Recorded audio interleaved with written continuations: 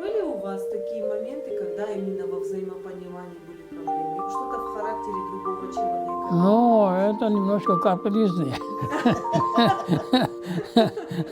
Капризная, ревнивая, Ну еще бы к такому мужчине. капризная, ревнивая. А вы? Не, я, конечно, я тоже ревную, конечно. Такой красивой была она, такая красивая, конечно. Но любовь помогала преодолевать. Любовь, да, любовь.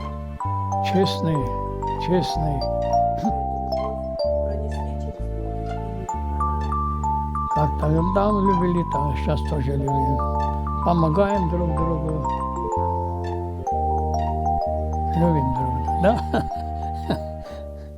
Мы любились в школе. Мы учились в одной школе вместе. Они приезжие были, они жили в селении. Его отец перевели в центр район в качестве директора отеля в 1941 году. Через месяц война началась, отцу взяли, пошел в армию, Великая Отечественная война, пошел в армию, погиб в Украине, похоронен там в могиле. Мама осталась с 4 детьми, старшей она была 12 лет, второй был 8 лет, а эти двое даже отцу не помнят. Мама остался один. Мой отец пошел в 1942 году на фронт. Я учился, 200 грамм хлеб получил. А мама в колхозе работала, карточка не получил. 200 грамм хлеба очень трудно было с мамой жить. Хотя бы у нас много, большой сад, фрукты много. Но хлеба надо. Я вынужден был оставить школу 6 класса, 6 даже 5 класса оставил школу, начал работать как рабочий, получил 500 грамм хлеб. Ну, с мамой жили, очень хорошо было. 500 грамм это хватало нас. Но в 1944 году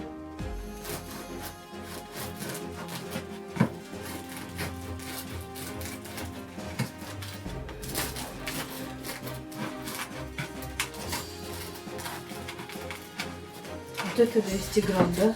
да.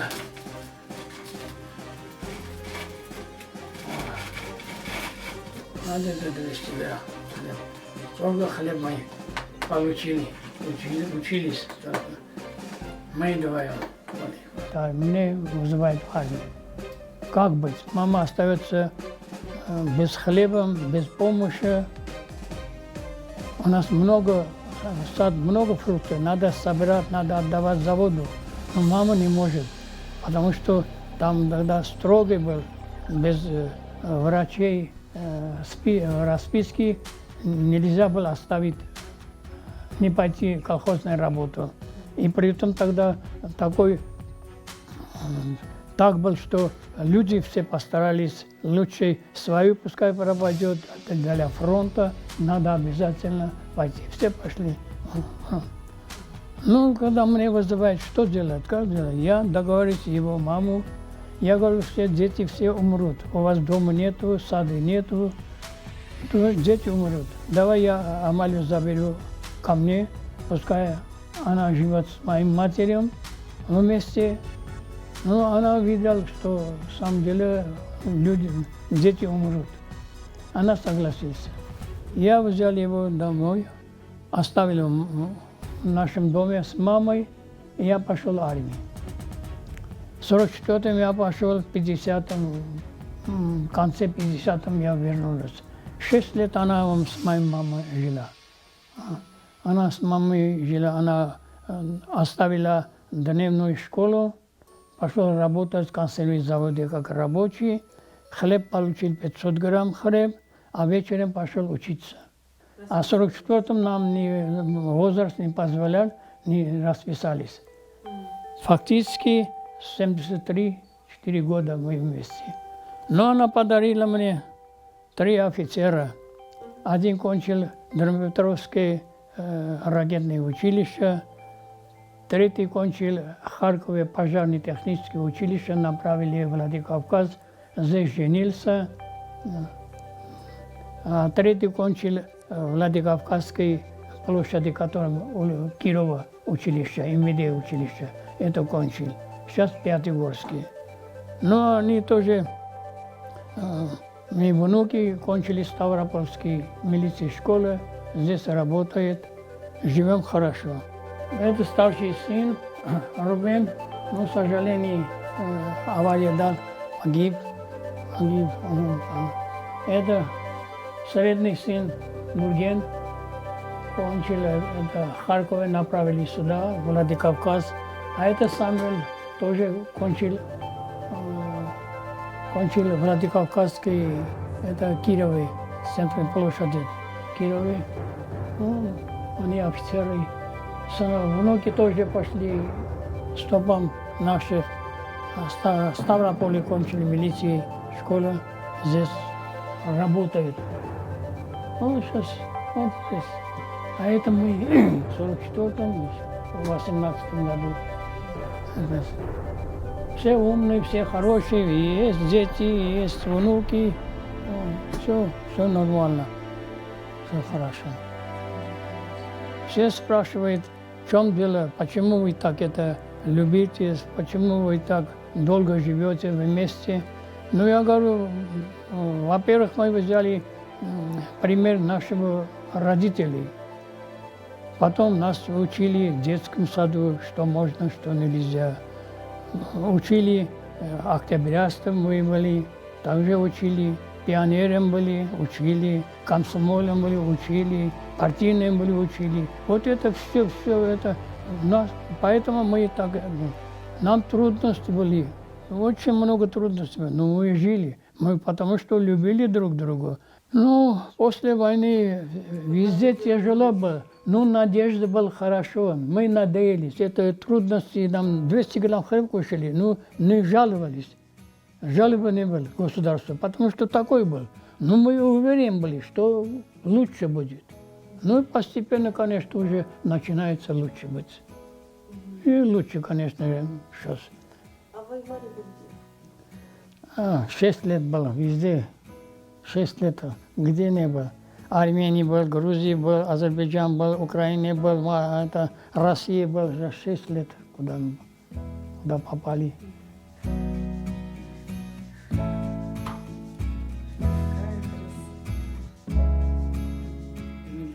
Представляю, какую гордость вы испытываете за мужа, да? Барамяна.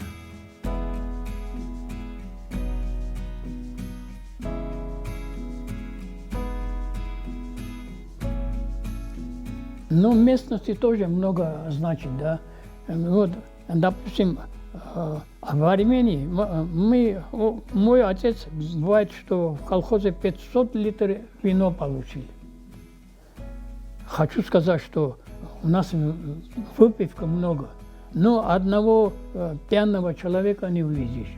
Трезвитель вообще Армении не был, а у нас, где мы живем, совсем другой.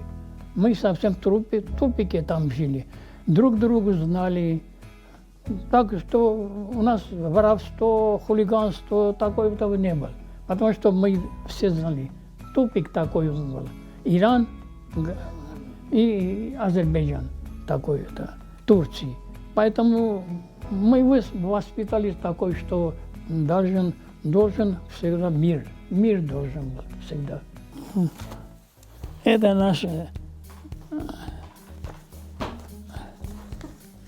Какая прелесть. 51-го года. А 44-го нету, потому что год это. 51 год. Ага. А сейчас вам сколько лет? Подождите, я могу сама посчитать. Я хочу слушать от вас. 93 года? А это пожарной машине вовремя работал. Пожарной машине. Тогда тоже пожарник.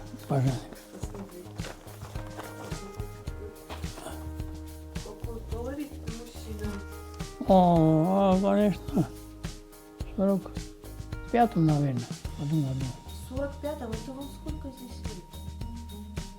Ну, 20 не будет. Как вы взрослый. А, Очень колоритно. Не страшно было такого мужчину на войну отпускать одного? поэтому она ждала меня, да? Меня не ждала, просто я пришел, посмотрел, никто не берет, я брал. Да. Да, тебя никто не брал? Были у вас такие моменты, когда именно во взаимопонимании были проблемы? Что-то в характере другого человека? Ну, это немножко капризные. Капризная, ревнивая. Ну еще бы к такому мужчине будет нормально. Капризная, ревнивая. А вы? Не, я, конечно, я тоже ревную, конечно. Такой красивой была она, такая. Красивая, конечно. Но любовь помогала преодолевать. Любовь, да, любовь. Честный. Вы эту любовь пронесли через годы или она... Как-то там любили, так сейчас тоже любим. Помогаем друг другу. Любим друг друга, да? А вы бы что-нибудь поменяли? Ասма հաջորդ կյանքում եթե դու ամուսնանաս ինչ որ բան կփոխես մտքում կփոխես որևէ մի բան ասեն ինչ ես գալ կամ ինչ որ մի բան կփոխես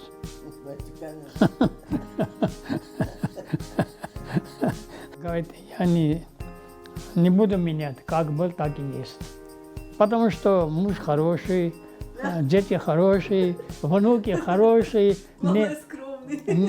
невесты наши хорошие, невесты тоже, это благодаря им тоже, они тоже хорошие, поэтому мы хорошие. Невесты тоже хорошие. Как правильно воспитывать ребенка? Вот что самое главное? Самое главное не баловать, не давать. Это у него много вопросов. Ну, женщина есть. Всегда мать жалеет, да? А не надо жалеть. Не надо жалеть. Нельзя. Все, нельзя. Где ребенок просит, все равно нельзя. Нету денег, значит нельзя. Молодежи кто учит? Ни пионер, ни октябрит нету, ну, комсомол нету, ну, нету. Конечно, не учит. У меня отец тоже такой был. Работающий дома. Я тоже, вот здесь сад видал, это цветочник я сделал. Это цветочник я сделал. Никто здесь не помогал. Ночью я вставал, все отсюда шлангом поливали. А иногда она ругает, Майя, здесь поле. Но я говорю, ничего, пускай будет. Потому что это я удовольствие получаю, когда я делаю. Цветы там бывают, розы там бывают. Работаем, люди должны работать, ребенок должен работать, не жалеть. Пускай пол помьет, пускай это уберет, пускай это сделает, и так и учится хорошо. Пускай дети знают, что нету. А если будешь каждый раз отдать, подарить, все купить, все для него, это не выйдет хороший человек. Он должен знать труд и знать цену. Каждый товар цену должен знать, что это трудом заработано. А не так просто подарили нам.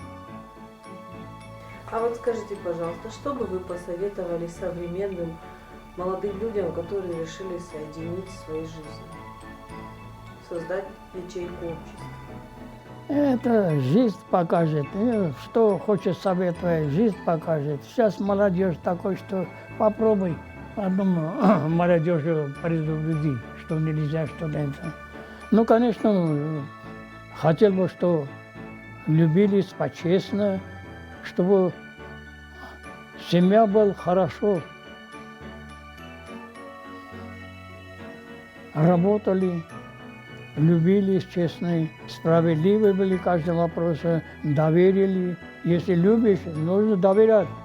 Если любишь, нужно доверять. А если не доверяешь, что это любовь? Это не любовь. Да?